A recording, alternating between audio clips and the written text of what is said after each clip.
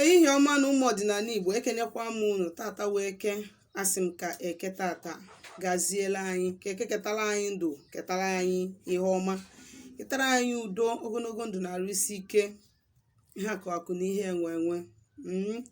Asị m ka chi anyị na ezumezu mmụọ niile anyị na-achụrụ àjà gọzie anyị, anyị ogologo ndụ na arụ isi ike, chụọla anyị ndị ajọ mmụọ na ndị ajọ mmadụ, ka ọnụ ụzọ ndụ na ọnụ ụzọ ngọzi, ọnụ ụzọ udo, ọnụ ụzọ ịdị mma, ọnụ ụzọ agamniru ka o mepeela anyị, ka ihe ọbụla anyị tiri aka na-abụrụ njọ ka ọ na-agazila anyị, ka mbunye n'ụbụrụ nke anyị, ka anyị jele obodo n'ala obodo.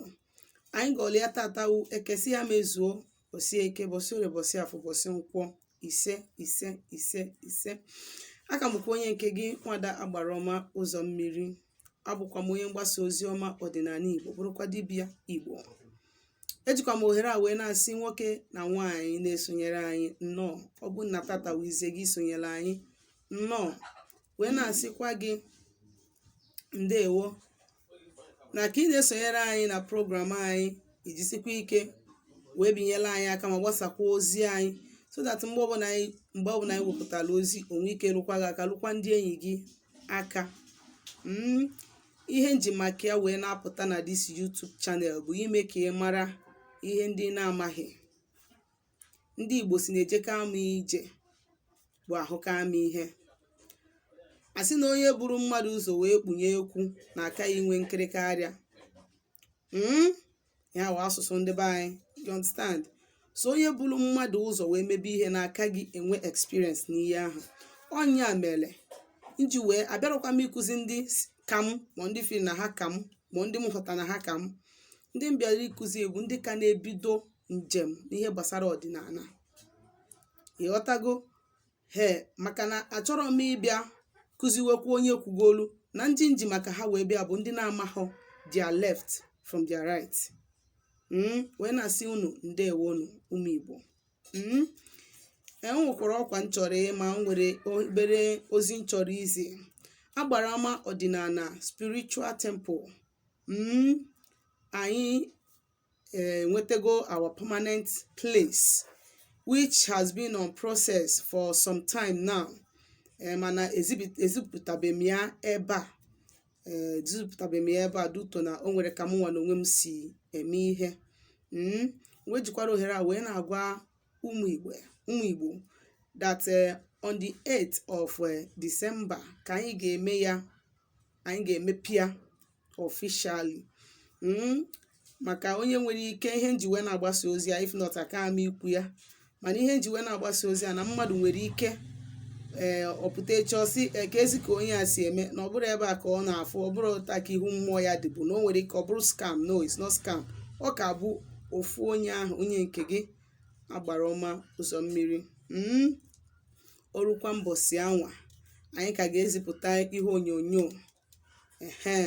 ka ndị na-anọghọ nso nwekwa ike sonye na-afụkwa ka o si adị. Anyị wee na-asịkwa ndị nọ nso, onye chọkwa ịbịa, anyị dịkwa, the floor is open. Anyị na-anabata onye ọbụla. Anyị anaghị akpọ oke mmụọ ka anyị na-akpọ oke mmadụ. Ịga n'isiokwu mụ ji maka ya wee bịa. Isiokwu nji maka ya wee bịa bụ ihe dị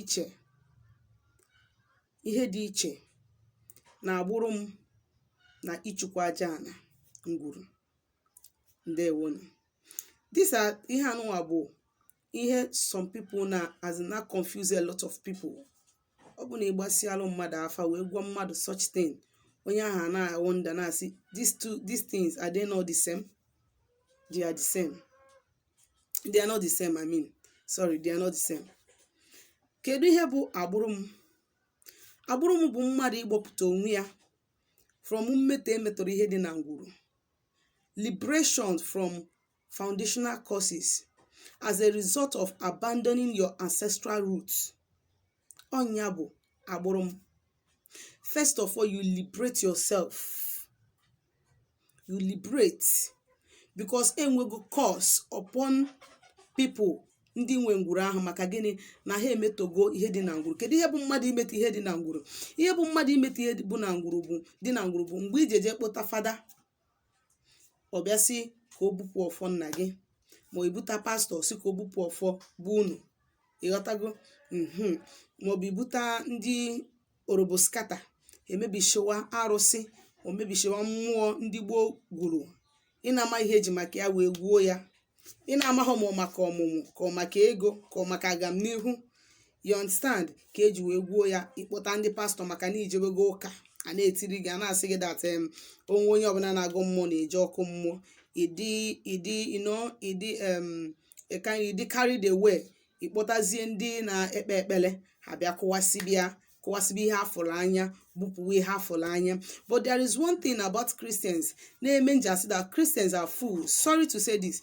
Ndị ụka na iberibe na-eme ha. Ihe nji wee kwuo na ndị ụka ụfọdụ na iberibe na-eme ha bụ, kedu ka isi wee filie na ibupụ ihe ahụ ịfụrụ anya na spirit ahụ apụ ebe ahụ?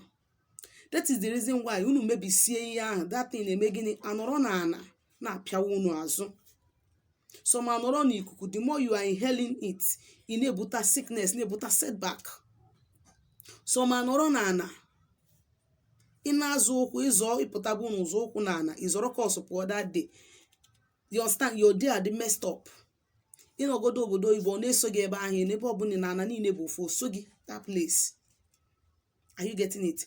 Ọnya bụ imeta ihe dị na ngwuru. Ị nọrọ n'ụlọ ka na-etiri ha Holy Ghost fire. Ịbịa ị na-efekasị mmanụ na holy water, na-ezuzugharị, na-emegheri. After doing those things, you are only bringing an abomination upon yourself. You are bringing arrow upon yourself, just like ndị na-eji emebisi arụsị dị n'obodo dị iche iche. So onye nwa bụ imeta ihe dị na ngwuru. So mgbe enwere ngwuru dị ụta, maybe na their great grandfather mere ihe dị ụta, ndị nke agba ọfụrụ abịa metoo ya, ịma gịnị na ndị dị ụta na-ejiri ime onwe ha gịnị? Agbụrụ m. Enwere family agbụrụ m, enwere personal agbụrụ m. Ime onwe gị agbụrụ m, reunite onwe gị with mmụọ dị n'ebe dị na mmụọ ahụ arụsị dị iche iche ahụ ebutara efere na ngwuru. That is agbụrụ m for you. Gịnị bụ ịchụkwa aja na be nna maọbụ aja na ikwu nne? Ndị nọ na aja na be nna ma aja na ikwu nne, mmụọ efere na ngwuru dị inclusive, yes. Ma nwoke mụrụ anwụ, onye ruru n'ọkwa ndị ichie si ya, ma ndị na-eru ụmụaka ewepụrụ na abortion, ụmụaka etefuru n'ime, ma ndị nwaanyị nwụrụ anwụ, ma ụmụaka nwụrụ anwụ, ma ikorobịa na-emezube ihe aji maka ya wee bịa ụwa. Ndị niile nwụrụ anwụ nọ na ngwuru ahụ, right from the time a na-amụbeghị gị rute kịta amụgoro gị, ọha nwa bụ ndị nọ na aja na dị na be nna gị ma ọ n'ikwu nne gị. Are you getting the point? You get it? So maka ndị na-asị these two things and they are not the same. Ha bụrụ ofu. Nke ọbụla nọrọ onwe ya. Nke ọbụla nọrọ onwe ya. Nke ọbụla nọrọ onwe ya.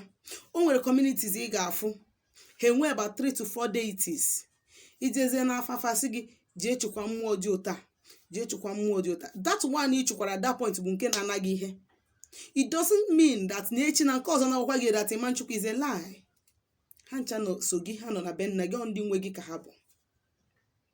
Mana enwere nke na-abụ primary arụsị na-eso mmadụ. That is the first one ị kwesịrị ịchụkwa before ịchụkwaba ndị ọzọ. Kịta anyị aghọtago na ihe dị iche na agbụrụ m na mmụọ aja na ngwuru be nna bụ na aja na ngwuru be nna bụ ndị bisili ndụ nwụrụ anwụ nọ n'ana. You can mmụọ efere nwekwara ike ịpatake, but that should be after ka imegoro onwe gị gịnị? Imegoro onwe gị agbụrụ m, gbupụta onwe gị, reunite onwe before mee gịnị? Site na aja ahụ ga-eme gịnị? Where you reunite onwe gị with them, ka gị na ha nwee ike mee gịnị? Rikọwakwa. Ọ bụ na imejọ mmadụ, first thing ị kwesị ime bụ ime gịnị? Ije ya onye ahụ mgbaghalụ sị I am sorry for this action. Amaghị ọmụma wee mee, biko gbaghalụ m.